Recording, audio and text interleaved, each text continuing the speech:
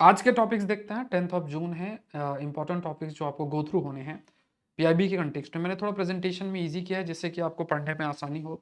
थोड़ा सा फॉन्ट हो सकता है छोटा हो, बट धीरे धीरे इसमें रिफॉर्म्स करेंगे। देखिए, एक टॉपिक कोल एक्सचेंज रूल्स 2026 का जीएस पेपर 3 में इसको इंक्लूड करेंगे। गवर्नमेंट ई मार्केट प्लेस है, बट इसको आप रीड कर लीजिए, गवर्नेंस कंटेक्स्ट में है। नेशनल कोऑपरेशन पॉलिसी है, जो कि गवर्नेंस और जीएस 2 में गवर्नेंस और रूरल इकोनॉमी कंटेक्स्ट में जीएस 3 में महत्वपूर्ण है। सैपलिंग डायलॉग क्या है? फूड प्रोसेसिंग कंटेक्स्ट में एग्रीकल्चर और इकोनॉमी में इंपॉर्टेंट है। वीबी जीराम जी रिप्लेसिंग मनरेगा, ये सोशल जस्टिस और इकोनॉमी के अंदर आ जाएगा। जल जीवन मिशन है, गवर्नेंस कंटेक्स्ट में है। मैटरनल हेल्थ है, health and social justice context में है। Then we have BRICS science academic forum है, इंटरनेशनल रिलेशन कंटेक्स्ट में है। Sound waves in the next generation computing, इसको हम साइंस एंड टेक्नोलॉजी के अंदर इंक्लूड कर सकते हैं। तो ये सारे टॉपिक्स हैं जो डिस्कस करेंगे। चैनल को आप लोग जरूर से सब्सक्राइब करें और डिटेल में न्यूज़पेपर एनालिसिस भी आप मेरे साथ गो थ्रू हो सकते हैं। देखिए, पहला देखते हैं कोल एक्सचेंज रूल कंटेक्स्ट में 2026 का ये जो रूल है, ये हम कोल मार्केट को डिजिटल ट्रेडिंग प्लेटफॉर्म के माध्यम से रिफॉर्म कर रहे हैं। देखिए, भारत क्या कर रहा है, कोल एक्सचेंज मतलब we are creating a regulated coal exchanges, जिसके माध्यम से कोल की जो ट्रेडिंग है उसको ट्रांसपेरेंट, कॉम्पिटेटिव और मार्केट ड्रिवेन बनाया जा सके। तो ये अभी 2 दिन मतलब कुछ दिन पहले ही ये पब्लिश भी हुई है मिनिस्ट्री ऑफ कोल के अंदर, और मेन एम यही है कि हम मार्केट प्लेस को और ओपन बनाएं। अब देखिए क्या है कि जो कोल एक्सचेंज है एक डिजिटल रेगुलेटेड प्लेटफॉर्म्स है, जहां पे जो कोल बायर और सेलर्स हैं वो ओपनली कोल को बेच सकते हैं। जैसे कोई बायर है और वो अपना मन से बेच भी सकता है, जो खरीदना चाहता है वो खरीद सकता है। मतलब एक ओपन डिजिटल प्लेटफॉर्म के रूप में आप कंसीडर कर सकते हैं। तो पहले ये था कि एक जो पहले हमारा मॉडल था कि we have shifted from coal marketing from one to many models और टू मैनी मॉडल्स। मतलब यहाँ पे पहले कुछ ही सेलर्स थे जो डोमिनेट करते थे, अब मल्टीपल प्रोड्यूसर और बायर्स हैं वो आपके पार्टिसिपेट करेंगे। कोल कंट्रोलर जो ऑर्गेनाइजेशन है, जो कोल कंट्रोलर ऑर्गेनाइजेशन है, वो अथॉरिटी है, लाइक एज द अथॉरिटी जो कि रजिस्टर करेगी और रेगुलेट करेगी कोल एक्सचेंज को। रजिस्ट्रेशन जो एलिजिबल एक्सचेंज ऑपरेटर्स का होगा वो 25 साल के लिए, मतलब जो लोग भी बेचने के लिए रजिस्टर अपने आप को करते हैं वो 25 साल के लिए रहेगा। लॉन्ग टर्म इन्वेस्टमेंट की सर्टेनिटी है कि कोई कोल प्रोड्यूस कर रहा है तो 25 साल तक वो मतलब अगर कोल को वो बेचना चाहता है तो बेच सकता है। फिर इसमें कैप्टिव माइनर्स और कमर्शियल माइनर्स जो हैं दोनों पार्टिसिपेट इसमें कर सकते हैं। इसमें ये भी आपको याद रखना है कि जो नेचुरल रिसोर्सेज की ट्रेडिंग है उसमें जो ट्रांसपेरेंसी है वो काफ़ी हद तक आएगा। यहाँ पे आप देखिए, कैप्टिव माइनर क्या होता है? कंपनी माइनिंग कोल, ऐसी कंपनी जो कोल की माइनिंग कर रही है primarily for its own industrial use, वो भी चाहे तो बेच सकती है। उसके बाद कमर्शियल माइनर्स होते हैं, कंपनीज जो है वो अलाउड होती हैं कि माइन कर सकती हैं, सेल कर सकती हैं कोल को ओपनली मार्केट में। तो ये थोड़े से पॉइंट्स याद रखना है। मेंस प्रोस्पेक्टिव में भी और प्रीलिम्स एस्पेक्ट में भी क्वेश्चंस इसमें, जैसे मतलब ये सिर्फ आपके रिवीजन कंटेक्स्ट में है, तो क्वेश्चंस जो हैं वो आप गो थ्रू हो जाइएगा पीडीएफ के माध्यम से। जैसे मान लीजिए, with reference to the coal exchange rule 2026 which statement is correct, coal controller organisation will regulate the coal exchange operator registered for 10 years, both of captive and commercial miners can participate. तो यहाँ पे आप देखेंगे statement 2 जो है वो आपका incorrect है, it is valid for 25 years, तो ये गलत है। ठीक है, तो ये प्रैक्टिस क्वेश्चन है, हर टॉपिक के बाद वो आपको मिलेंगे। तो इसका पीडीएफ आपको सौरभ पांडे सीएसई ऐप के अंदर मिलेगा, तो वहां से आप देख लीजिएगा। High quality current affair course भी आप मेरा जो चल रहा है उसका भी आप हिस्सा बन सकते हैं, जिसको मैं आपको आगे चल के एक्सप्लेन करूंगा। फिर देखिए, government e marketplace inclusive procurement context में देखा जाए तो इस पर भी प्रयास है। देखिए क्या होता है कि जैसे मान लीजिए सरकारी संस्थाएं, उनको कुछ खरीदना है, तो टेबल चेयर कुछ भी खरीदना है, तो ये एक पोर्टल है जिसके माध्यम से खरीदा जा सकता है। और इसमें जो भी भारत के मान लीजिए माइक्रो स्मॉल मीडियम एंटरप्राइज है, कोई भी जो बनाता है वो यहाँ बेच सकता है। तो ये एक फ्लैगशिप डिजिटल गवर्नेंस रिफॉर्म जो कि सरकार को like shifting government purchase from manual fragmented system की जगह डेटा ड्रिवन और ट्रांसपेरेंट वे में चीज़ों को खरीदने का प्रयास इसमें किया जाता है। और इसमें खाली खास तौर से आप देखिए, women, SC ST entrepreneurs, MSMEs जो अपने सामान को बना के बेचना चाहते हैं तो वो बेच सकते हैं और सरकार इसको खरीदेगी। इसमें कुछ इसमें आप कह सकते हैं कि कुछ इसमें रिस्ट्रिक्शंस भी आपकी रहती हैं। जैसे यहाँ पे वुमेन ओन्ड एमएसएमई है वो भी काफ़ी इंक्रीज हुई हैं। उसके बाद जो स्टार्टअप्स हैं जो जीएम के अंदर है वो भी काफ़ी इंप्रूव हुए हैं। एससी एसटी एमएसएमईज हैं वो भी इंक्रीज हुए हैं। और नेशनल एससी एसटी हब है जो कि कनेक्ट करते हैं एससी एसटी एंटरप्रेन्योर्स को ट्रेनिंग, क्रेडिट, मार्केट लिंकेज के माध्यम से। तो एक तो उद्यम रजिस्ट्रेशन जिसपे गवर्नमेंट रजिस्ट्रेशन सिस्टम है for micro small and medium enterprises, और उसके बाद आपका मार्केट लिंकेज भी है स्मॉल प्रोड्यूसर्स को with buyers and procurement platforms के माध्यम से लिंक भी इसके अंदर आपका किया जा रहा है। तो ये फैक्ट्स भी आपको ध्यान में रखने हैं। इसमें प्रैक्टिस क्वेश्चन में पीडीएफ में दे दूंगा, आप गो थ्रू हो जाइएगा। नेशनल कोऑपरेशन पॉलिसी 2025 एक टॉपिक और है, इसको हम GS2 गवर्नेंस कंटेक्स्ट में इंक्लूड कर सकते हैं, GS2 गवर्नेंस और GS3 रूरल इकोनॉमी के अंदर इसको इंक्लूड कर सकते हैं। तो पहली मीटिंग अभी हुई है national level policy implementation and monitoring committee under national cooperation policy 2025, ये अभी हाल में हुई है। तो इसका पॉलिसी का एम क्या है कि जो भी कोऑपरेटिव्स है ना उसको ट्रांसपेरेंट, टेक्नोलॉजी एनेबल्ड और प्रोफेशनली मैनेज्ड किया जा सके। और यहाँ पे 6 पिलर्स हैं जो कोऑपरेटिव कंटेक्स्ट में जो हाईलाइट किया गया है, जो हमारी कोऑपरेटिव पॉलिसीज हैं। एक तो स्ट्रेंथनिंग है, making competitives future ready, inclusive, active in new sectors and youth attractive. मतलब एक तो देखिए, एक तो स्ट्रेंथन करना है, कॉम्पिटिटिव चीजों को करना है, फ्यूचर के लिए तैयार करना है, सभी को इसमें शामिल करना है और एक्टिव रखना है अलग अलग सेक्टर्स में, और यूथ भी इसमें पार्टिसिपेट कर सके। सो कोऑपरेटिव जो मेंबर्स हैं ये लगभग 50 करोड़ बाय 2035 इतना रीच करना है। कोऑपरेटिव सेक्टर्स का जो कंट्रीब्यूशंस हैं अर्थव्यवस्था में उसको इंक्रीज करना है। और प्राइमरी एग्रीकल्चर क्रेडिट जो सोसाइटीज हैं वो मल्टीपर्पज सर्विस सेंटर्स जो हैं के रूप में काम करें, to become a multipurpose service centres for rural India. जैसे मान लीजिए प्राइमरी जो एग्रीकल्चर क्रेडिट सोसाइटी है, ये विलेज लेवल कोऑपरेटिव्स हैं जो कि शॉर्ट टर्म लोन्स फार्मर्स को प्रोवाइड करते हैं, उसे हम primary credit primary agriculture credit society बोलते हैं, जो कि they will become multipurpose service centres for the rural India, क्योंकि जो so called village level cooperatives हैं जो कि शॉर्ट टर्म लोन्स फार्मर को प्रोवाइड करते हैं। फिर नेशनल कोऑपरेटिव डेटाबेस होगा जिसके माध्यम से डेटाबेस डिसीजन मेकिंग अलग अलग सेक्टर्स में किया जा सकता है। और ये जो PSCs हैं इनका कंप्यूटराइजेशन होगा, इनका डेयरी दूसरी फिशरी जो कोऑपरेटिव्स हैं वहाँ पे एक्सपेंशन करना है, ये सारी चीज़ें। साथ में आप देखेंगे साइबर सिक्योरिटी है, फिर ERP बेस्ड मैनेजमेंट सिस्टम है। ERP सिस्टम मतलब enterprise resource planning digital system, जो कि फाइनेंस है, स्टॉक है, सबको मैनेज करने का काम आपका करता है। तो ये थोड़ा से पॉइंट्स देखना है। कोऑपरेटिव जो है they can become engines for rural transformation, किस तरीके से हो सकता है नेशनल कोऑपरेशन पॉलिसी 2025 कैसे इसमें चेंजेस ला सकती है, मींस में प्रश्न आपके लिए फ्रेम हो सकता है। ठीक है, तो ये प्रीलिम्स के क्वेश्चंस आप प्रैक्टिस कर लीजिएगा, क्योंकि देखिए अभी सेशन को बहुत बड़ा करने की जरूरत नहीं है, दैट इज द रीजन ये टॉपिक्स हैं, जैसे प्रैक्टिस क्वेश्चंस आप स्क्रीनशॉट लेके कर सकते हैं। इसका PDF आपको सौरभ पांडे CSE जो सो कॉल्ड ऐप है उसमें आप गो थ्रू हो सकते हैं। और बिफोर आई प्रोसीड फर्दर मैं आपको इन्फॉर्म कर देता हूं, अगर आप सिविल सर्विस की तैयारी कर रहे हैं तो आप मुझसे जरूर से जुड़ें। Telegram channel Saurabh Pandey UPSC करके है। इसके अलावा देखिए current affairs, high quality current affairs और हाई क्वालिटी PDF, तो ये एक चालू हुआ है, स्टार्ट हो चुका है ऑलरेडी। तो ये डेली करंट अफेयर्स आप कभी भी जुड़ते हैं तो आप एकदम से प्रोसेस में ही हैं, तो ये जरूर से जरूर जुड़ें। अभी 25% ऑफ भी चल रहा है, तो हिस्सा बने। हाई क्वालिटी करंट अफेयर्स आप पढ़ेंगे तो आप देखिएगा आपकी प्रिपरेशन में बहुत आपको एक कॉन्फिडेंस आएगा। जब UPSC के क्वेश्चंस आप देखेंगे तो उसमें आपको कॉन्फिडेंस आएगा, और इसमें अच्छी खासी एक्सपीरियंस चाहिए UPSC के करंट अफेयर्स को कवर करने के लिए। I have more than 10 years plus experience, more than 7 to 8,000 videos, free videos मेरे यूट्यूब में हैं, तो आप नाम सर्च करेंगे तो आपको दिख जाएगा। तो कोई क्वेरी है तो इस नंबर पे मैसेज आप कर सकते हैं। एग्रीकल्चर ऑप्शनल के लिए भी आप मुझसे जुड़े, हाई स्कोरिंग ऑप्शनल है। 22 तारीख से क्लासेस चालू हो रही हैं सौरभ पांडे CSE ऐप के अंदर। सौरभ पांडे CSE ऐप आप लोग जरूर से जरूर डाउनलोड करें। तो स्टार्ट करते हैं, दूसरा टॉपिक देख लेते हैं। सैपलिंग डायलॉग के ऊपर एक ये टॉपिक आपका आता है, फूड प्रोसेसिंग से रिलेटेड है।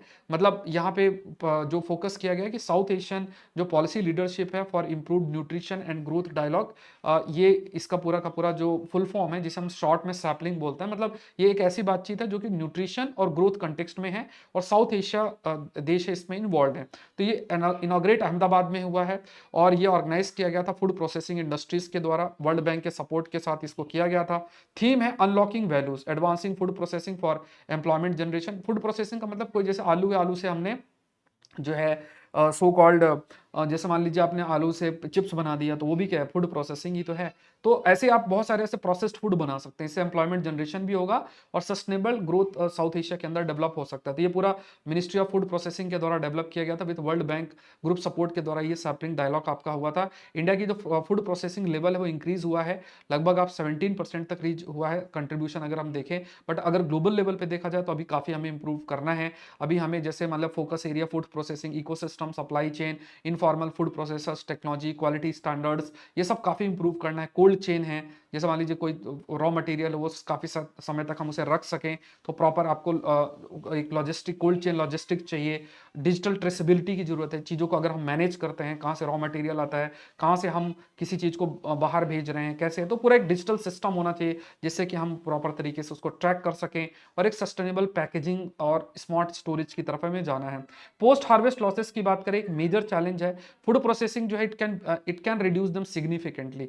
हार्वेस्ट लॉसेस का मतलब जैसे कटाई है, कोई चीज़ हम फूड प्रोडक्ट को ज़्यादा से ज़्यादा अगर हम प्रोड्यूस करते हैं, तो अगर उसको प्रॉपर तरीके से स्टोर नहीं करेंगे तो वो चीज़ें खराब हो सकती हैं। फूड प्रोसेसिंग के माध्यम से ये काफ़ी हम रिड्यूस कर सकते हैं। तो इसमें रीजनल लेवल पे साउथ एशियन देशों के बीच में एक कोऑपरेशन इंश्योर करना और इंटीग्रेटेड फूड वैल्यू चेन जो है वो आपका क्रिएट करना। तो ये टर्म्स हैं, आप इसको रीड कर लीजिए, इसके माध्यम से देख लीजिएगा। और ये क्वेश्चन है, जैसे सैपलिंग डायलॉग जो भी हेल्ड है अहमदाबाद में हुआ था, ये ध्यान रखिएगा। इंडिया के फूड प्रोसेसिंग लेवल 2023 में कितना इंक्रीज हुआ है, तो ये 17% हुआ। ये जस्ट मतलब इतने इजी, ये सिर्फ फैक्ट याद करने के लिए प्रैक्टिस क्वेश्चंस हैं। Digital traceability food system primary, इसका क्या मतलब होता है?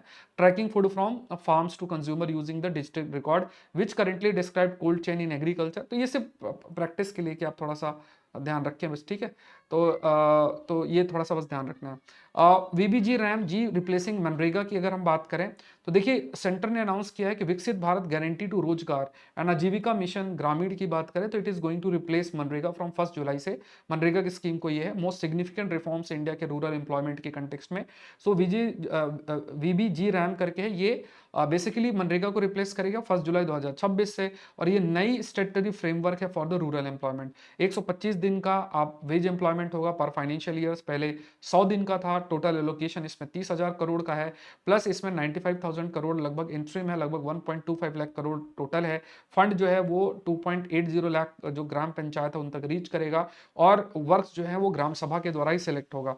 फोकस मेनली है कि वेज पेमेंट टाइमली हो, एम्प्लॉयमेंट कंटिन्यूस रहे, और जो भी एम्प्लॉयमेंट क्रिएट किया जाए, जो कार्य किया जाए, इसके माध्यम से उसे रूरल एसेट क्रिएट आपके किए जाए। तो यहाँ पे direct benefit transfer, electronic KYC, face authentication, ये सब स्टेट्स को प्रिपेयर करना है, और फिर ये रिप्लेस होगा और इसको इंप्लीमेंट आपका किया जाएगा, ठीक है। तो ये ध्यान में रखना है।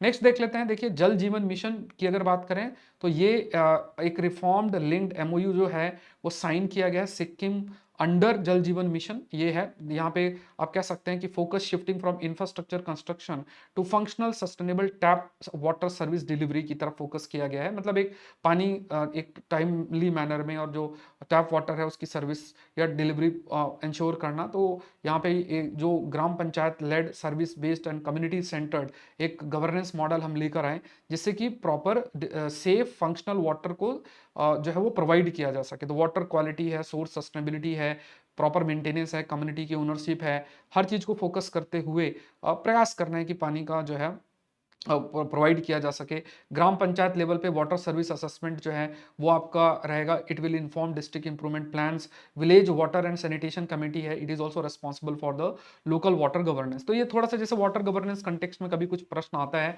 तो वहां पे आप इसको फोकस कर सकते हैं, जिसे हम जल जीवन मिशन 2.0 कह रहे हैं। मतलब इंफ्रास्ट्रक्चर क्रिएशन से सस्टेनेबल वाटर सर्विस डिलीवरी की तरफ फोकस है, लोगों की भागीदारी है, इस पे करना है। मेजर सोशल को बेनिफिट, जो मतलब एक टाइमली मैनर में वाटर की सप्लाई रहे, मतलब टैप कनेक्शन जो है actually provide regular safe water provide करे, ऐसा नहीं खाली टैप लगा दिया तो उससे कार्य आपका हो जाएगा।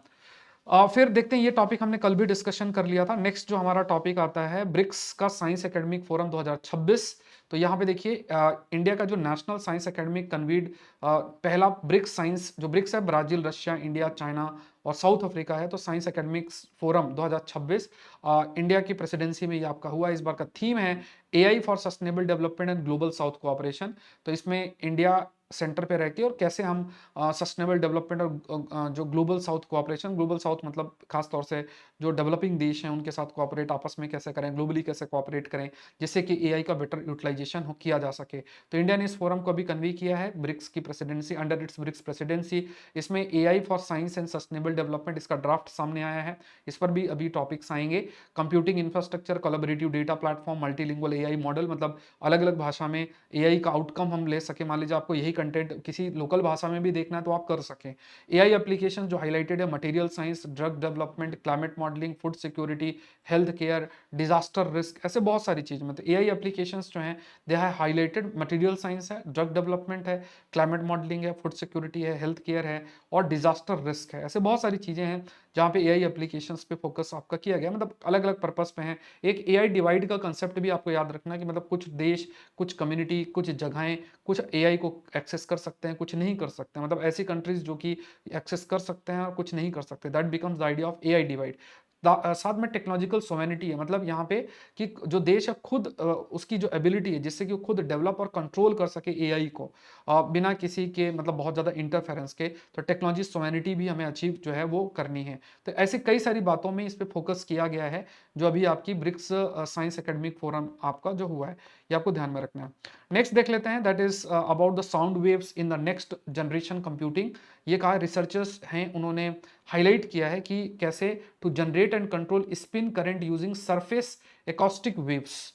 मतलब यहाँ पे क्या है, जैसे जो ट्रेडिशनल इलेक्ट्रॉनिक्स हैं उसमें इलेक्ट्रिक चार्ज के फ्लो को, जैसे इलेक्ट्रॉन्स है उसके फ्लो को यूज किया जाता है जिससे हीट और फिर एनर्जी लॉस होती है। मतलब ट्रेडिशनल इलेक्ट्रॉनिक्स में क्या है, इलेक्ट्रिक चार्ज यूज होता है और इलेक्ट्रिक चार्ज फ्लो का यूज होता है, फिर हीट जनरेट होता है जिससे कि एनर्जी लॉस भी होता है। सो स्पिनट्रॉनिक यूजेस इलेक्ट्रॉन का स्पिन। इलेक्ट्रॉन का स्पिन का मतलब इलेक्ट्रॉन का ओरिएंटेशन, मतलब सिर्फ उसका चार्ज ही नहीं, उसका जो ओरिएंटेशन अप डाउन उसको यूज करते हुए और फिर इट कैन कैरी इंफॉर्मेशन। और ये आप कह सकते हैं कि ये कंप्यूटर के अंदर यूज किया जा सकता है। मतलब इलेक्ट्रॉन की जो सिर्फ चार्ज नहीं, कैसे नेगेटिवली चार्ज नहीं, उसका ओरिएंटेशन जो है, उसका जो स्पिन है, that will also be used, जिसके माध्यम से हम कंप्यूटिंग में उसको यूज किया जा सकते हैं।